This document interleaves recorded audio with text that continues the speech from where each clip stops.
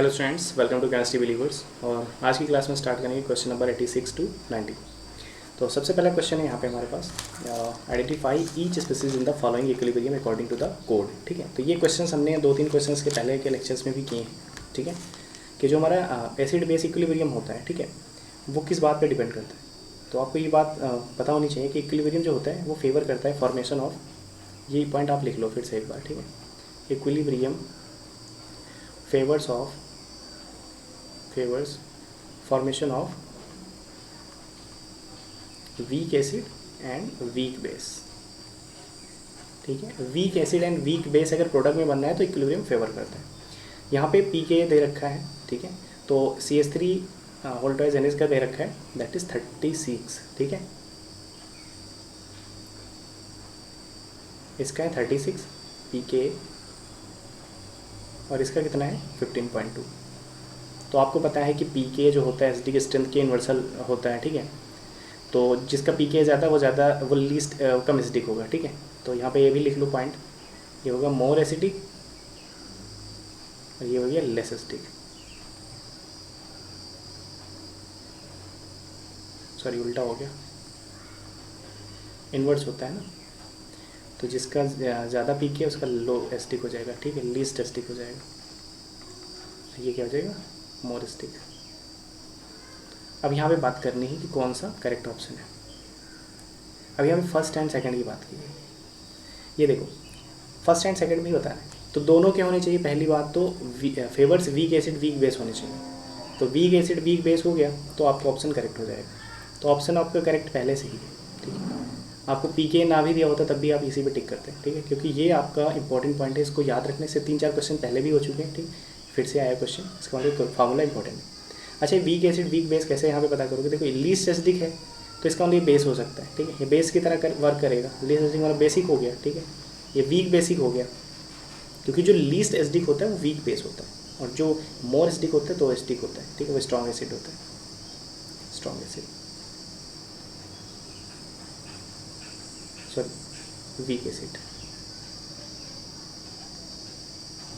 ठीक है, ये वीक एसिड और वीक बेस हो गया। ओके,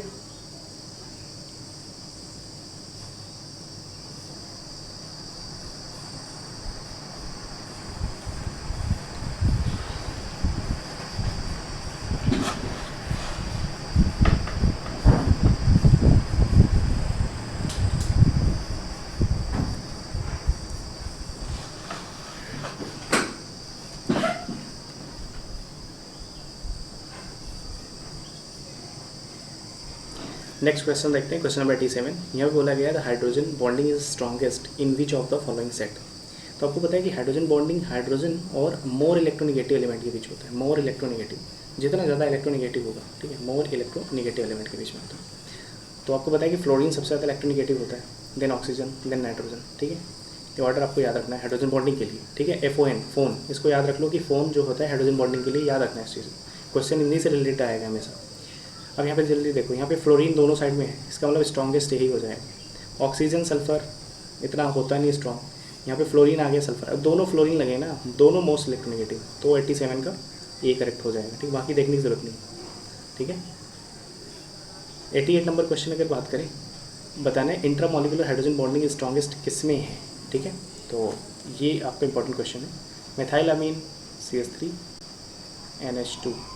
और यहाँ पे देखो, जो हाइड्रोजन बॉन्डिंग होती है किस बात पर डिपेंड करती है, आपको याद रखना है। हाइड्रोजन बॉन्डिंग जो होती है भाई कैसे होती है, जैसे HF में अभी देखा तो H में क्या होता है, पॉजिटिव चार्ज होने तभी तो ये निगेटिव वाला आएगा इसके पास। ठीक है भाई, इसके इलेक्ट्रॉन को खींचेगा, विड्रॉ करेगा तो निगेटिव हो जाएगा। ठीक है, ठीक है, मतलब हाईली पॉजिटिव चार्ज होना चाहिए, डेल्टा पॉजिटिव को हाई होना चाहिए H+ पे, तभी इसको कहते हैं हाइड्रोजन बॉन्डिंग। अब देखते हैं यहाँ पे, ये हाइड्रोजन है, ये हाइड्रोजन है। अब यहाँ पे देख रहे हो कि ये +I इफेक्ट लगा रहा है CH3, मतलब कि ये निगेटिव पॉजिटिव तो होगा नहीं और निगेटिव उल्टा कर देगा इसको, क्योंकि ये इलेक्ट्रॉन डोनेट कर रहा है। ठीक है, तो जल्दी सी बात कि इसका स्ट्रॉन्ग नहीं होगा। ठीक है, फिनॉल की बात करते हैं, तो फिनॉल में अगर देखोगे तो फिनॉल ये होता है।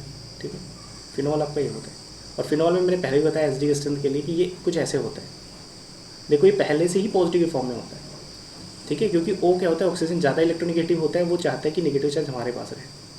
ठीक है। ऑक्सीजन और हाइड्रोजन में इलेक्ट्रॉन नेगेटिव ज़्यादा होता है ना ऑक्सीजन, तो वो पॉजिटिव नेगेटिव चार्ज को डिस्पर्स कर लेता है अपनी साइड में, इसको पॉजिटिव देते हैं। जितना पॉजिटिव हाइड्रोजन पे होगा ना, हाइड्रोजन बॉन्डिंग उतनी स्ट्रॉन्ग होगी।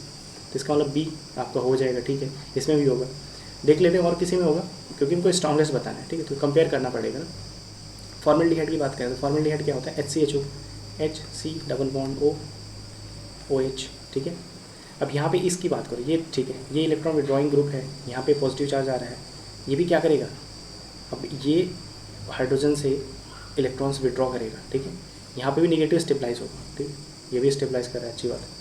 अब बात करते हैं मेथेनॉल की, तो methanol CH3C double bond OH।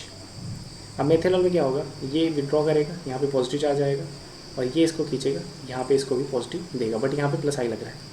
तो जहाँ पे प्लस आई लग रहा है वो तो पहले ही कैंसिल कर दो, ठीक है, प्लस आई वाले कैंसिल कर दो, बचा फिनॉल एंड फॉर्मल्डिहाइड। इन दोनों में कौन ज़्यादा स्टेबल होगा। अब आपको याद रखना है कि जो आपकी ये रेजोनेंस होता है, यहाँ पे क्या हो रहा है, यहाँ पे जल्दी रेजोनेंस हो रहा है, वो ओवर रिंग हो रहा है, ठीक है। तो फिनॉल ज़्यादा स्टेबलाइज कर रहा है ऑक्सीजन को। फॉर्मल्डिहाइड के केस में क्या हो रहा है कि इसमें प्लस आई तो ज़्यादा नहीं लग रहा है, बट हाइड्रोजन का प्लस आई थोड़ा बहुत होता है, ठीक लगता है। बट इसकी अपेक्षा इन दोनों में अगर देखोगे, फिनॉल रिंग और फॉर्मल्डिहाइड, इन दोनों में स्टेबलाइजेशन जो है वो ज़्यादा कर रहा है हमारा। ये पूरी रिंग के 4 पाई इलेक्ट्रॉन्स जो हैं उसकी करंट में ये घूम रहा है, ठीक है। ये पूरे कार्बन पे डिस्ट्रीब्यूट हो रहा है ऐसे जाके, ठीक है। यहाँ पे क्या हो रहा है, यहाँ पे 2 ही कार्बन के बीच में रेजोनेंस है, यहाँ पे 6 कार्बन पे, जो जहाँ पे ज़्यादा रेजोनेंस वो ज़्यादा स्टेबलाइज करता है, ठीक है। मोर रेजोनेंस मोर स्टेबल, आपने पढ़ा होगा, ठीक है। मोर resonance more stable, more stable, ये छोटे छोटे पॉइंट्स हैं, आप सारे पॉइंट्स याद रखना, ठीक। तो फिनॉल ज़्यादा आपका स्टेबलाइज करेगा, ठीक है।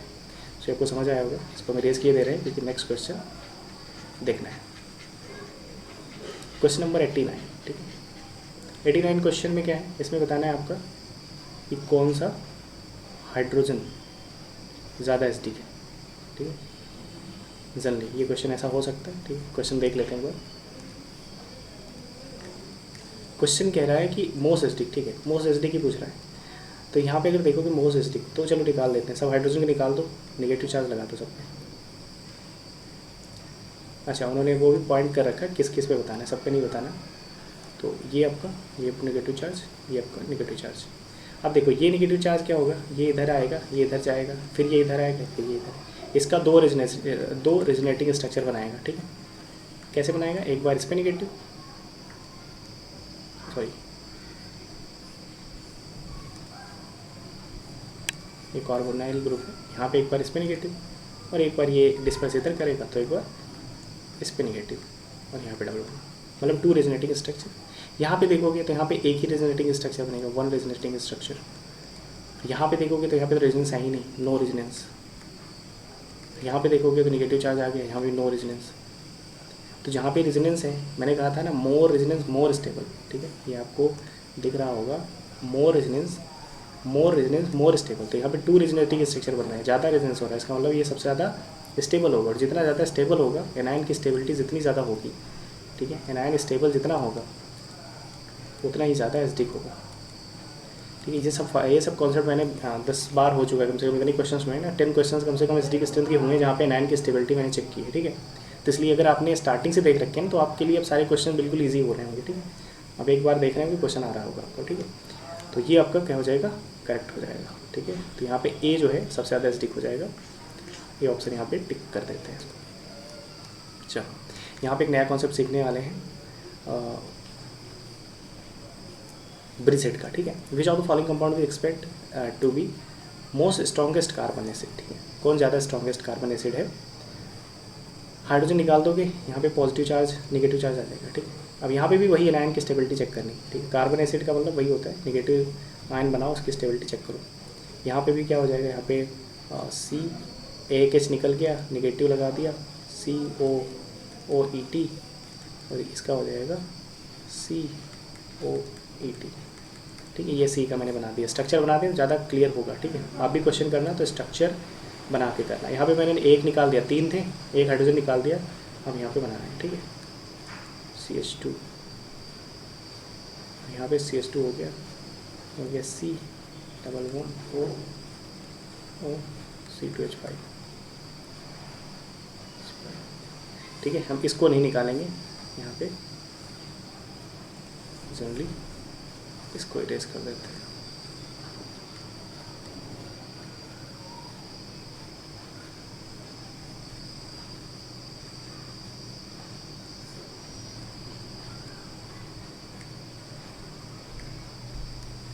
ठीक है, यहाँ पे हो जाएगा C, ये हो जाएगा CH3, ये डबल बॉन्ड होगा, इसको निकालेंगे यहाँ से। ठीक है, तो ये हो जाएगा आपका CH। ठीक है, अब देखना कौन ज़्यादा स्टेबलाइज है। पहली बात, ये नॉर्बोरेन सिस्टम, इसको बोलते हैं ब्रिज हेड। ठीक है, सॉरी, इसको बोलते हैं ब्रिज हेड।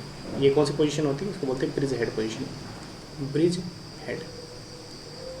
इसकी खासियत क्या होती है? देखो, जल्दी क्या होता है, 2 कार्बन हमारे लाइन में, तीसरे से इसको कस दिया गया। ठीक है, तो ये क्या होता है, मतलब इसमें काफ़ी ज़्यादा क्या होता है, स्ट्रेन होता है, काफ़ी स्ट्रेन होता है। स्ट्रेन का मतलब होता है काफ़ी स्ट्रेनली बॉन्डेड होता है। तो ये प्लेनर नहीं होता है, याद रखना, ये प्लेनर होते हैं, नॉन प्लेनर होता है। क्या होता है? नॉन प्लेनर होता है। और आपको ये भी पता है कि नॉन प्लेनर होता है तो उसमें कॉन्जुगेशन नहीं हो सकता है। अगर नॉन प्लेनर है तो कॉन्जुगेशन नहीं होगा, और कॉन्जुगेशन नहीं होगा तो रेजोनेंस ये नहीं शो करती अपना इलेक्ट्रॉन। भाई जब प्लेन में ही नहीं है तो ये इलेक्ट्रॉन इसको नहीं दे पाएगा। ठीक है, एक यहाँ पे क्या होता है, जैसे ये ब्रिज हेड है, ब्रिज हेड का कार्बन ऊपर है और ये दोनों नीचे है, तो ये अपना इलेक्ट्रॉन इसको डायरेक्टली नहीं दे पाएगा। अगर प्लेन में होते ऐसे, ठीक है, तो जो है पैरेलली क्या कर सकते थे, डोनेट कर सकते। तो यहाँ पे क्या होता है, रेजोनेंस नहीं होता है, तो ये क्या करेगा, स्टेबलाइज नहीं करेगा। सेम ये भी स्टेबलाइज नहीं करेगा। अब बची बात इन दोनों की, इसमें दोनों में देखो, ये तो डबल साइड में स्टेबलाइजेशन है, यहाँ पे भी कर सकता है, यहाँ पे भी कर सकता है। यहाँ पे क्या करेगा, यहाँ पे भी डबल साइड में। अच्छा, तो अब इन दोनों में कौन ज़्यादा एसिडिक होगा? अब देखो, यहाँ पे इथाइल ग्रुप, यहाँ पे इथाइल है, यहाँ पे मिथाइल ग्रुप है एक में, और एक में क्या है, इथाइल है। ठीक है, अब इन दोनों में देखना है हमको, ये क्या करता है आपका, यहाँ पे जो इथाइल ग्रुप होता है वो क्या होता है, प्लस आई इफेक्ट लगाता है। और प्लस आई इफेक्ट क्या करता है, डोनेट करता है। और जितना ज़्यादा डोनेट करेगा प्लस आई, उतना ही ज़्यादा क्या हो जाएगा, निगेटिव चार्ज और डिस्टेबलाइज हो जाएगा। ठीक, क्योंकि उसको इलेक्ट्रॉन चाहिए नहीं, उसके इलेक्ट्रॉन लिए जाए। यहाँ पे क्या है, यहाँ पे CH3 ग्रुप क्या करता है, इसका प्लस आई कम होता है। ठीक है, C2H5 का प्लस आई ज़्यादा होता है। ठीक है, CH3 से प्लस आई ज़्यादा होता है C2H5 का, तो क्या करेगा, ये डिस्टेबलाइज करेगा। तो यहाँ पे डी ऑप्शन आपका करेक्ट हो जाएगा। ओके, सो आज की क्लास में यही सारे क्वेश्चंस थे। इसमें जो भी डाउट होगा आप कमेंट कर देना। ठीक है, और वीडियो अच्छी लगी तो लाइक करना, सब्सक्राइब करना चैनल को, और शेयर करना अपने फ्रेंड्स में। ठीक है, और कोई भी डाउट होगा तो कमेंट ज़रूर कर देना। और कोई सजेशन होगा वो भी कमेंट कर देना। So thank you everyone for watching.